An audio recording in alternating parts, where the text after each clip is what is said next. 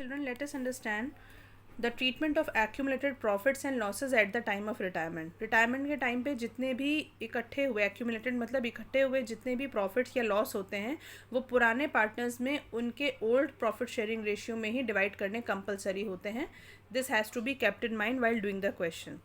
तो आप देख सकते हैं यहाँ पे दो तरीके की एंट्री दी गई हैं. कोई भी जो प्रॉफिट्स है जैसे कि रिजर्व फंड है या कोई भी प्रॉफिट आया या कोई भी जनरल रिजर्व की अमाउंट है, ये हमें ट्रांसफ़र करनी होगी पार्टनर्स कैपिटल अकाउंट में उनके ओल्ड प्रॉफिट शेयरिंग रेशियो में.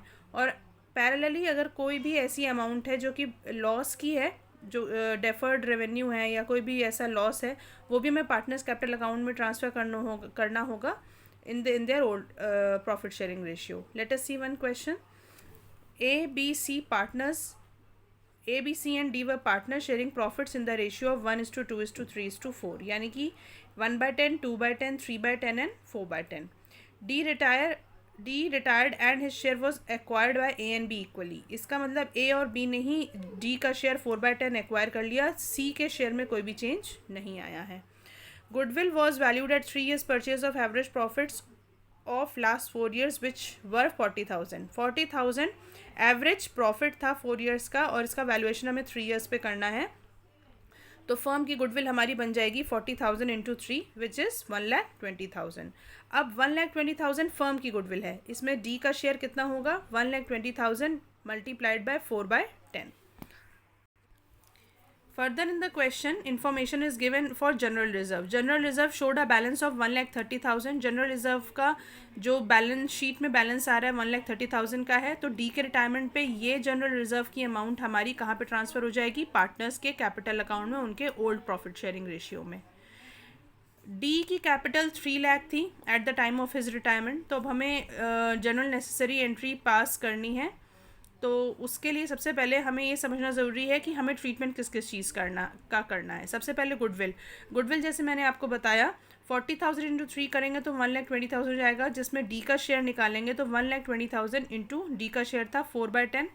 तो डी का शेयर आ गया 48,000. क्योंकि उसने अपना शेयर सिर्फ ए और बी को दिया है तो हम इस 48,000 को ए और बी में इक्वली डिवाइड कर देंगे. इसकी एंट्री हो जाएगी as capital account debit to B's capital account debit to D's capital account. A और बी के अकाउंट डेबिट हो जाएंगे और डी का क्रेडिट हो जाएगा विद 48,000 और 24 दोनों के अकाउंट में ट्रांसफ़र हो जाएंगे. Being the good treatment of goodwill on retirement of D is made to A and B.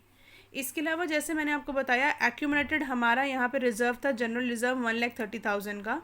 इसको हम डिवाइड करेंगे old profit sharing ratio that is 1:2:3:4 में.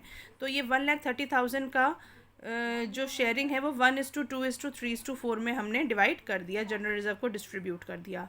अभी हम इस एंट्री को थोड़ा सा छोड़ देते हैं. पहले हम समझते हैं कि इस अमाउंट को हम कहाँ से गैदर करेंगे. हमें डी का कैपिटल अकाउंट बनाना पड़ेगा. डी का कैपिटल अकाउंट में जैसा कि क्वेश्चन में आपको बताया गया कि बैलेंसिंग फिगर पिछले साल बैलेंस शीट में उसकी 3 लाख की दिख रही थी. तो सबसे पहले हम by balance brought down 3 lakh यहाँ पे पोस्ट कर देंगे.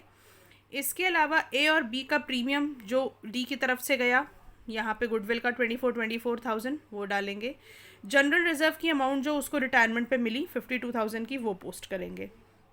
ये पूरा टोटल आपका आता है 4 लाख. क्योंकि हमारे पास डेबिट साइड में कोई भी फिगर नहीं थी क्वेश्चन में गिवन, तो ये पूरा अमाउंट हमारा डीज लोन के नाम पे यहाँ पे ट्रांसफ़र हो जाएगा.